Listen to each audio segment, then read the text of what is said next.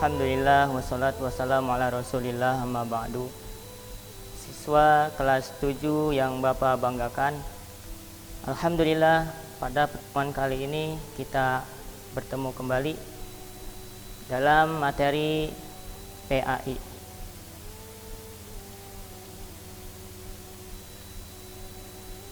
Tentang Toharoh. Oke, Alhamdulillah pada kesempatan kali ini ya kita akan bahas tentang materi Toharoh ya.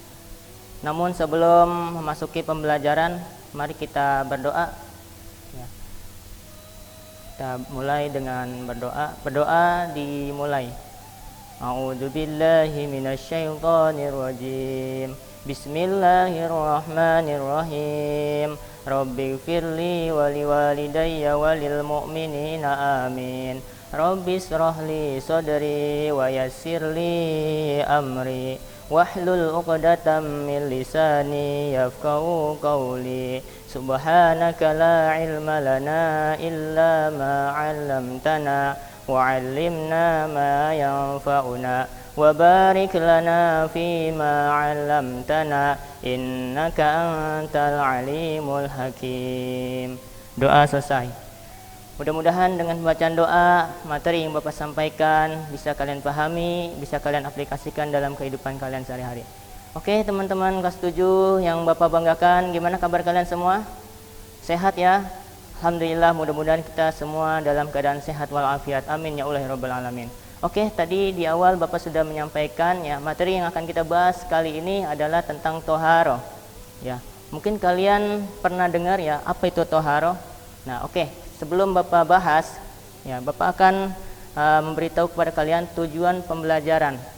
Ya, tujuan pembelajaran yang akan Bapak sampaikan pada kali ini, yaitu yang pertama, kalian ya, diminta untuk ya, siswa dapat menyebutkan pengertian Toharoh setelah mendengarkan penjelasan materi dari Bapak. Yang kedua, ya, kalian dapat menjelaskan macam-macam air, najis, dan hadas setelah mendengarkan materi ini. Dan juga yang ketiga, tujuannya adalah kalian dapat menjelaskan cara menghilangkan najis dan hadas setelah menyaksikan video dari Bapak nanti. Jadi nanti ada tayangan video dari Bapak ya. Oke, apa itu Toharoh? Mungkin kalian sudah ada jawaban ya di benak kalian. Simpan dulu ya jawaban tersebut. Oke, tampung dulu pertanyaan dari Bapak. Apa itu najis dan hadas? Bagaimana cara mensucikannya? Mensucikan najis dan hadas. Kalian tampung dulu ya pertanyaan dari Bapak untuk jawabannya. Oke, kita akan bahas secara detail ya. Pertama, kedudukan Toharoh di dalam Islam itu sangat penting ya, karena hal ini dapat kita lihat dalam firman Allah Subhanahu wa taala, A'udzubillahi minasyaitonirrajim. Bismillahirrahmanirrahim. Innallaha yuhibbut tawwabin wa yuhibbul mutatahhirin. Ya, yang artinya sesungguhnya Allah menyukai orang-orang yang tobat dan menyukai orang-orang yang membersihkan diri. Quran surat Al-Baqarah ayat 222. Di dalam hadis Nabi SAW juga ada tentang Toharoh. Ya, banyak teman-teman ya hadis dan firman Allah yang menjelaskan tentang kebersihan ini. At-tuhuru satrul iman, rawahu Muslim. Yang artinya kesucian itu bagian daripada iman. Ya, hadis riwayat Muslim. Nah, dari dalil-dalil ini ya kita harus tahu ya tentang kebersihan, tentang kesucian. Belum tentu orang itu bersih itu suci, belum tentu ya. Bersih belum tentu suci. Nah, ini alhamdulillah kita sebagai umat muslim diajarkan oleh Allah Subhanahu wa taala dalam dalil-dalilnya kita harus belajar tentang suci, kesucian. Oke, pengertian Toharoh. Nah, apa itu tadi Toharoh? Ya, ada jawabannya di sini. Toharoh secara bahasa, ada Toharoh secara istilah ya. Toharoh secara bahasa artinya bersih atau bersuci ya. Sedangkan Toharoh secara istilah artinya menyucikan badan, pakaian, tempat dari hadas dan najis. Kalian pahami ya. Kemudian di dalam tohara ini ada pembagiannya teman, ya pembagiannya apa saja, ya. Oke, ada air, ada najis, ada hadas, ada kelebihan badan. Nah, mungkin di sini ada satu yang agak aneh, kelebihan badan itu apa? Oke, Bapak akan jelaskan yang paling bawah dulu. Kelebihan badan. Kelebihan badan ini seperti kita, di diri kita nih pasti ada kuku panjang, ya enggak? Ya, rambut mungkin. Terus mungkin kalau adik-adik kita yang di SD mungkin ada yang belum khitan. Nah, ini khitan ini sebagai salah satu ya kebersihan untuk dirinya, ya. Khitan itu kelebihan badan. Kalau kita sudah khitan, ya udah potong kuku, setiap hari seminggu sekali ya disunahkan Rasulullah potong kuku. Sunnahnya di hari Jumat. Ini termasuk daripada toharoh, kebersihan diri. Oke, kita akan bahas dari yang pertama tentang air. Nah, kalian kan tadi diminta untuk menjelaskan macam-macam air. Ada berapa sih macam-macam air itu? Saya taunya air cuma satu, ya air bisa untuk diminum, ya bisa untuk bersuci, ya bisa untuk mandi, bisa untuk membersihkan pakaian dan lain sebagainya. Nah, pertama air itu ada pertama yaitu air suci, mensucikan, air mutlak, ya. Yang kedua suci, tidak mensucikan. Nanti kita akan bahas di belakang satu persatu. Yang ketiga air itu ada yang namanya air mustakmal, ya. Yang selanjutnya air mutanajis. Kemudian yang terakhir air musyammas. Jadi ada 5, ya, macam-macam air. Oke, kita akan bahas satu persatu. Air mutlak atau air yang suci mensucikan. Seperti, nah air mutlak ini banyak, ya. Teman-teman perlu perhatikan, ya, air yang kalian gunakan di rumah itu termasuk kategori air apa? Ya, di sini lihat nomor 1. Yang pertama air sumur, ya. Yang kedua air laut. Yang selanjutnya, yang ketiga air sungai, air hujan, air salju atau air es, ya. Kemudian yang terakhir air embun. Ini adalah masuk kepada kategori air mutlak. Yang kedua, ya, air suci tidak mensucikan. Seperti apa? Air sudah suci tapi tidak mensucikan. Nah, seperti apa contohnya? Seperti air kopi, ya enggak? Air kopi suci, suci ya, ya. Tapi tidak bisa untuk bersuci. Air teh, air susu, air kelapa juga ya, dan lain-lain. Ada kalian berwudu dengan air kelapa? Nah, tidak ya, tidak mungkin. Atau berwudu dengan air teh, ya, karena air itu tidak mensucikan. Airnya suci, ya bisa diminum, alhamdulillah, ya enggak? Yang minum bisa sehat, ya minum air susu. Tapi tidak bisa untuk mensucikan, tidak bisa dipakai untuk berwudu. Yang selanjutnya, air musammas. Ya, apa itu air musammas? Air musammas ini adalah air yang terkena sinar matahari secara langsung dan bahannya itu memakai bejana yang mudah panas. Seperti memakai kalian menaruh air di drum, ya drum itu dari besi, ya, karena sinar matahari langsung di lapangan, maka air tersebut apabila jadi panas itu hukumnya makruh untuk digunakan untuk bersuci atau berwudu, ya. Kemudian selanjutnya air mutanajis. Nah, ini yang tidak boleh dipakai, yaitu air yang kemasukan najis, hukumnya tidak sah apabila dipakai untuk bersuci atau berwudu dan lain sebagainya, ya. Yang kelima, air mustakmal adalah air yang sudah dipakai untuk bersuci, hukumnya tidak sah. Contohnya seperti apa?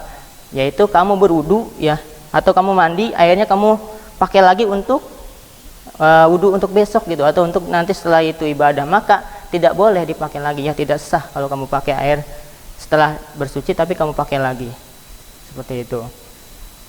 Oke, selanjutnya adalah najis, ya.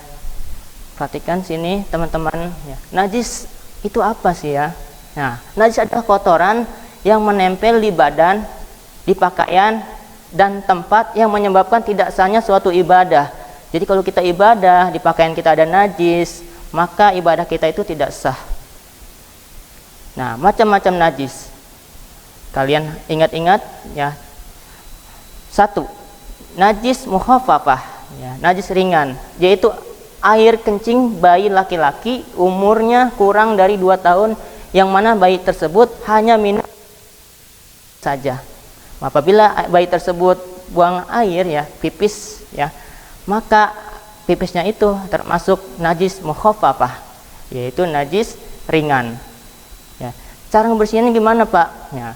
Cara mensucikannya cukup dengan disiram atau dipercikkan ya air ke tempat pakaian atau benda tersebut yang terkena najis. Ya, jadi kalau misalkan kamu membawa bayi kamu atau adik kamu yang umurnya di bawah 2 tahun laki-laki pipis ya kena baju kamu, maka pipis tersebut cukup dibersihkannya dipercikan saja. Itu najis mukhafafah. Kemudian yang kedua, najis mutawassito. Ya, najis mutawassito ini adalah najis sedang, yaitu semua benda najis selain najis ringan maupun najis berat. Nah, najis berat nanti kita bahas setelah ini. Seperti air kencing, darah, kotoran, ya kotoran hewan, kotoran apapun ya, ya termasuk kotoran manusia itu masuknya kepada najis mutawassito atau najis sedang. Ya, cara membersihkannya, oke sebelum caranya Bapak akan bahas dulu najis mutawassito ini ada dua, ya ada dua macam. Pertama yaitu najis ainiyah. Najis ainiyah ini adalah najis yang terlihat, ya najis yang nampak ya, yang terlihat ya warna, bentuk dan baunya. Ya, ini namanya najis mutawassito. Cara mencucikannya yaitu hilangkan wujudnya dan basuh dengan air mengalir. Ya, hilangkan wujudnya, baunya hilangkan, ya rasanya hilangkan, bentuknya hilangkan, warnanya juga hilangkan.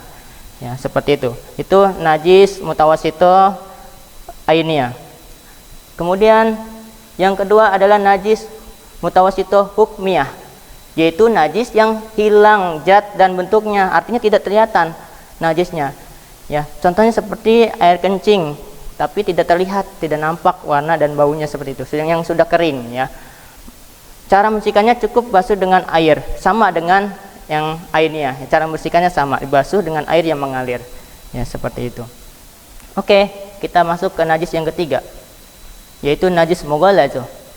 Najis mughaladzoh ini adalah najis yang berasal dari anjing dan babi, ya seperti dagingnya, air liurnya dan lain-lainnya itu najis berat. Ya, kalau kalian terkena hewan ini dijilat ataupun ya digigit, ya kalau Bapak akan bahas di sini nanti ada video dari Bapak ya kalian akan saksikan. Nah, cara mencucikannya yaitu dibasuh 7 kali dengan air, salah satu basuhannya dicampur dengan tanah yang suci. Nah, itu ya teman-teman. Jadi najis mughaladzoh ini Bapak ulangi adalah najis yang berat yang berasal dari hewan anjing dan babi. Cara membersihkannya, kalau kamu kena jilatan anjing maka dibasuh dengan 7 kali basuhan. Salah satunya menggunakan tanah yang suci. Oke, sebelum Bapak lanjut, Bapak akan mempraktekkan video yang akan Bapak tayangkan di sini. Kalian praktikkan cara menyucikan najis ya. Najis mutawassito, najis mukhafafah dan najis mughaladzoh. Silakan saksikan. Mempraktekkan yang pertama tentang najis mukhafafah, yaitu najis ringan. Najis mukhafafah ini adalah najis yang berasal dari kencingnya bayi laki-laki yang di bawah umur 2 tahun yang belum makan apa-apa kecuali ASI ibunya. Contoh misalkan di baju Bapak ini terkena kencing bayi, ya terkena kencing bayi, jadi cara membersihkannya cukup dipercikan saja.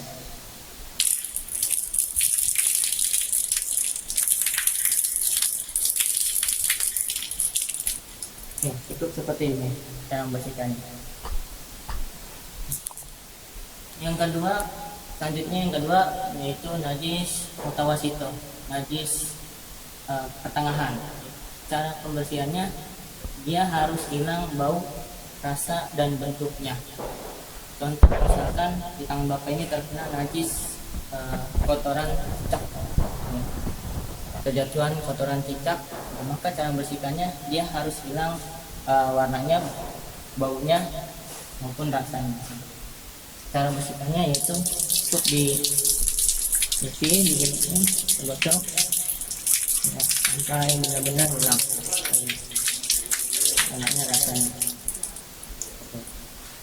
Dan najis hukmiyah juga, yaitu najis yang tidak terlihat bentuk warnanya. Cara membersihkannya sama dengan najis ainiyah. Yang ketiga, najis berat atau najis mughaladzah yang sifatnya berat, itu najis yang berasal dari hewan babi dan anjing. Misalkan contoh, bapak terjilat kakinya, terjilat anjing ya, sekitar sini, terjilat anjing, maka cara membersihkannya yaitu dibasuh 7 kali dan salah satunya memakai tanah ya. Jadi contoh gini, bapak bersihkan, bapak bisa terjilat anjing 7 kali.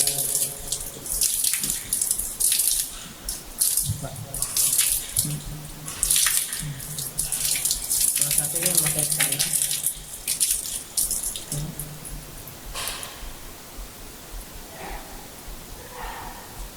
Ini digosok.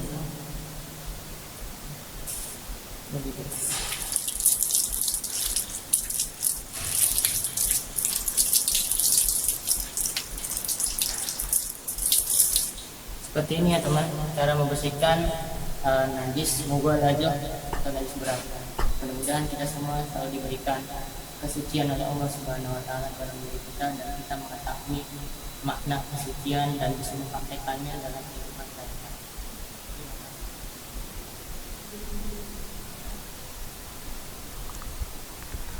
Oke teman, apa yang tadi disampaikan di video Bapak ya, kalian pahami ya, itu praktek yang Bapak sudah praktekkan ya tadi, cara menghilangkan najis mukhafafah, mutawasito, dan najis mughaladzah ya. Mudah-mudahan kalian bisa memahami dan mempraktekannya. Oke, kita lanjut.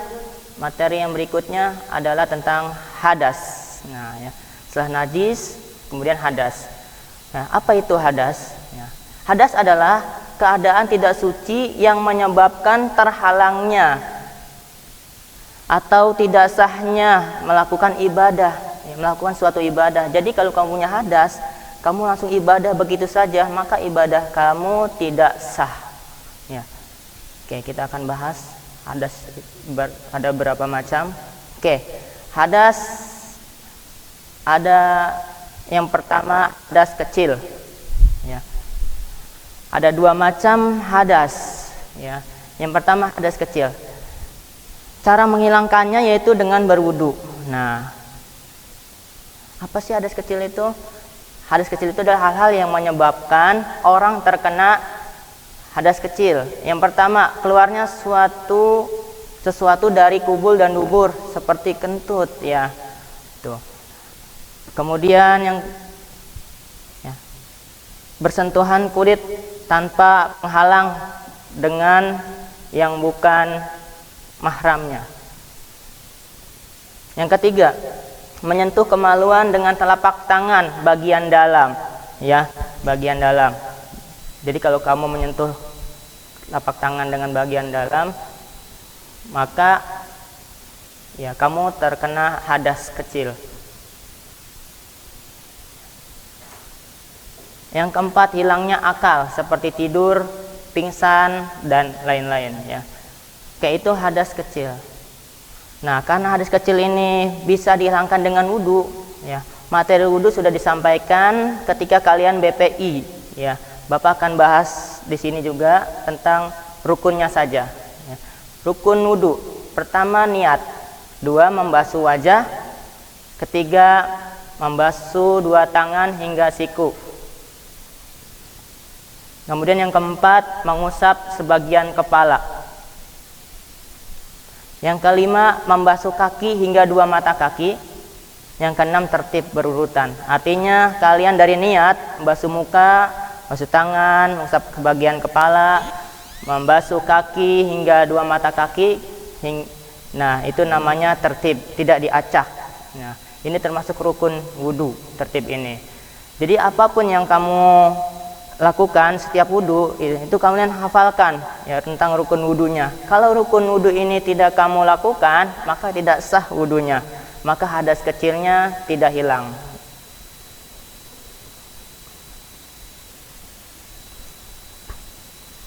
Yang selanjutnya adalah hadas besar. Nah, hadas besar, cara menghilangkannya yaitu dengan mandi besar atau mandi junub ya, dalam kata lainnya bisa juga mandi wajib ya. hal-hal yang menyebabkan mandi besar atau mandi wajib apa sih? Ya, yang pertama bersetubuh atau jima, ya, suami istri. Yang kedua haid, ya, bagi perempuan. 3 wiladah. Yang keempat nifas. Yang kelima keluar mani. Yang keenam meninggal dunia atau wafat. Nah, ini adalah hadas besar. Oke, kalian sudah tahu ya, ngerti tentang hal-hal yang mewajibkan mandi besar? Ya, kalian ingat-ingat ada 6 yang mewajibkan mandi besar. Dan rukun mandi sedikit teman, tidak seperti rukun wudhu ya. Rukun mandi itu ada 2. Pertama niat, kedua meratakan air ke seluruh tubuh. Cukup ya, niat, kemudian ratakan air ke seluruh tubuh kalian, dari ujung kuku sampai ujung rambut ya, ujung kepala sampai ujung kaki, semuanya harus basah. Yang ada lipatan-lipatan di perutnya itu air harus rata masuk ke dalam lipatan-lipatan tersebut ya. Oke, Bapak akan menayangkan video ya, tata cara mandi besar. Silakan disaksikan. Tata cara mandi junub. Berkaitan dengan mandi junub, terdapat 2 hadis pokok yang bisa kita jadikan sebagai acuan. Kedua hadis tersebut berasal dari 2 istri Rasulullah Sallallahu Alaihi Wasallam, Aisyah dan Maimunah radhiyallahu anhuma. Hadis pertama, hadis Aisyah radhiyallahu anha. Beliau menceritakan, anna Nabiyya Sallallahu Alaihi Wasallam kana idza iktasala minal janabah bada'a faghasala yadayhi thumma yatawadda kama yatawadda'u lis-shalah thumma yudkhilu asabi'ahu fil ma' fayukhallilu biha usula sya'ri thumma yasubbu 'ala ra'sihi 3 ghurafin biyadayhi thumma yufidhu al-ma'a 'ala jildihi kulli. Yang artinya bahwa jika Nabi Sallallahu Alaihi Wasallam mandi junub, beliau memulainya dengan mencuci kedua telapak tangannya. Kemudian beliau berwudu sebagaimana wudu untuk sholat. Lalu beliau memasukkan jari-jarinya ke dalam air, lalu menggosokkannya ke kulit kepalanya. Kemudian menyiramkan air ke atas kepalanya dengan cidukan kedua telapak tangannya sebanyak 3 kali. Kemudian beliau mengguyurkan air ke seluruh badannya. Hadis riwayat Bukhari dan Muslim.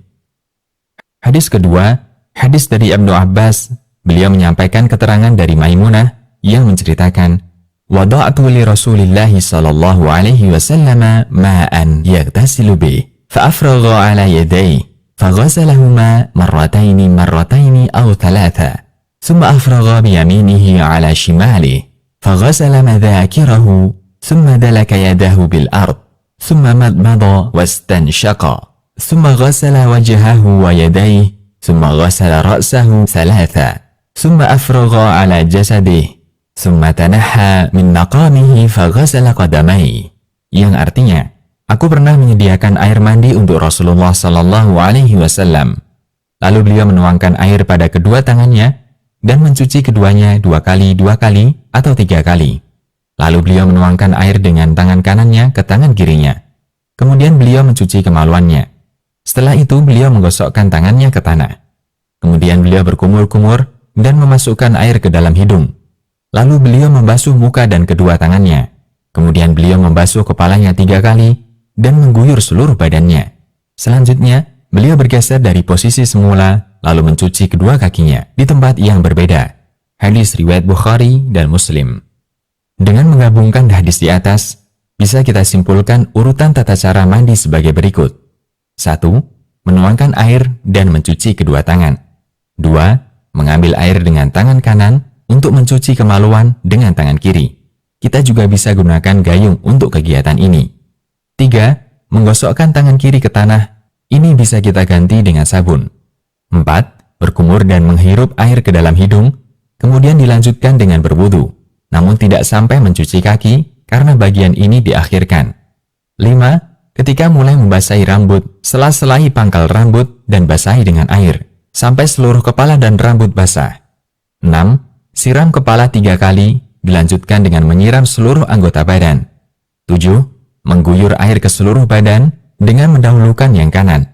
Dari Aisyah radhiyallahu anha, ia berkata, Kana an-nabiy sallallahu alaihi wasallam yu'jibuhu tayammunu fi tana'ulihi wa tarajjulihi wa tuhurihi wa fi sya'nihi kulli. Yang artinya, Nabi Shallallahu Alaihi Wasallam biasa mendahulukan yang kanan ketika memakai sandal, ketika bersisir, ketika bersuci, dan dalam setiap perkara yang baik-baik. Hadis riwayat Bukhari dan Muslim. Jangan lupa untuk digosok, terutama di bagian lipatan atau bagian badan yang tersembunyi. Pastikan semua badan Anda basah. 8. Berpindah tempat dan cuci kedua kaki. Jangan lupa sela-selai jari kaki sampai Anda yakin seluruh kaki Anda basah. Demikian, semoga Allah memudahkan kita untuk meniti sunnah Nabi-Nya Sallallahu Alaihi Wasallam.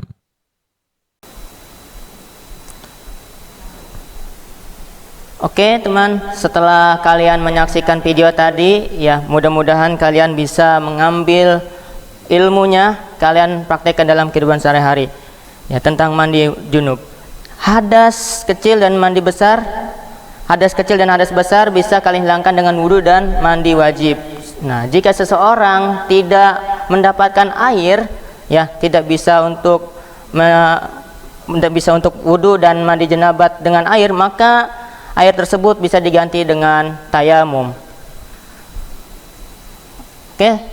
Ya, aplikasi dalam kehidupan sehari-hari dari toharo ini adalah, ya, pada zaman saat ini kan kita sedang ada wabah penyakit, ya, virus corona. Nah, dari toharo ini, ya, kita harus bisa tahu maknanya dan bisa paham hikmahnya dari toharo ini.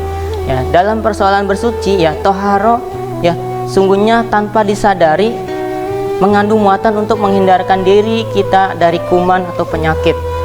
Ya, karena itu syariat Islam tidak hanya mengatur ketentuan menyangkut media, ya, media bersucinya berupa air atau tanah, tetapi juga mengatur tata cara bersucinya. Tadi kalian sudah saksikan video yang Bapak tayangkan. Najis, ya, dalam pengertian luasnya adalah segala sesuatu kotoran yang berbahaya bagi tubuh kita, ya, termasuk kuman, ya, semacam COVID-19. Nah, ini virus yang berasal dari kuman, ya. Jadi kalian harus bisa mempraktikkan terutama dalam wudhu, ya, agar tubuh kita tetap bersih dan terhindar dari berbagai penyakit. Sunnah Rasulullah SAW menuntun untuk kita selalu bersiwak, ya, menggosok gigi, wudhu yang sempurna. Nah, wudhu, ya, itu sangat penting sekali bagi kehidupan kita untuk kebersihan diri kita, ya. Virus, ya, yang kita dapat pahami, ya, bisa melalui dari pernapasan kita, hidung kita. Tapi kalau kita sering berwudu, insya Allah virus tersebut akan selalu kita hilangkan. Nah, itu ketika kalian wudu itu ada yang namanya istimsak, ya. Ini sudah dibahas, ya, di dalam pelajaran BPI tentang materi wudu, yaitu menghirup air ke hidung, ya, lalu mengeluarkannya lagi, lalu dibersihkan dengan tangan kita sebanyak 3 kali. Nah, ini sangat luar biasa. Banyak sekali hikmah-hikmah di dalam wudhu, ya. Wudhu juga masuk dalam toharo, ya. Jadi kalian harus paham juga. Ya, teman-teman sekalian yang sangat Bapak sayangi, ya, tentu masih banyak hal tentang menjaga kebersihan diri kita, ya, dan lingkungan kita, ya, di dalam kehidupan keseharian. Tentang menjaga kesucian itu Allah Subhanahu wa taala berfirman, ya, dalam Al-Quran, ma yuridullahu liyaja'ala alaikum min haraji walaki yuridu liyutahhirakum wa liyutimma ni'matahu alaikum la'allakum tashkurun. Yang artinya, wallahu a'lamu bil muradi, Allah tidak menginginkan, Allah tidak ingin menyulitkan kamu, tetapi Dia hanya hendak membersihkan kamu dan menyempurnakan nikmatnya bagi kamu agar kamu bersyukur. Nah, ya, jadi apa yang kita nikmati saat ini, kita diberikan kesehatan oleh Allah Subhanahu wa taala. Ayo kita jalankan kebersihan toharoh dalam kehidupan kita sehari-hari dengan sempurna, terutama wudhu, ya, dan membersihkan najis yang tadi sudah kalian saksikan videonya. Mari kita sama-sama menjaga kesehatan diri kita, lindungi diri kita, ya, dalam segala macam penyakit. Hadis Nabi SAW di dalam kitab Bulughul Maram, ya, bab buang hajat. Nah, ini apa sih dari tohara ini aplikasikan di dalam kehidupan kita sehari-hari dan apa penyebabnya atau akibatnya jika kita tidak bersih dalam toharoh, tidak bisa dalam toharoh. Wa an Abi Hurairah radhiyallahu anhu qala Rasulullah SAW di dalam hadis Nabi, istanjihu minal baul fa inna amata adabil qabri minhu. Ya, rahul Daraqutni wal Hakim aktsaru adabil qabri minal baul wa huwa sahihul isnad. Dari Abu Hurairah radhiyallahu an, ia berkata, Rasulullah SAW bersabda, ya, bersihkanlah diri kalian dari kencing, karena kebanyakan siksa kubur berasal dari bekas kencing tersebut. Diriwayatkan oleh Ad-Daraqutni.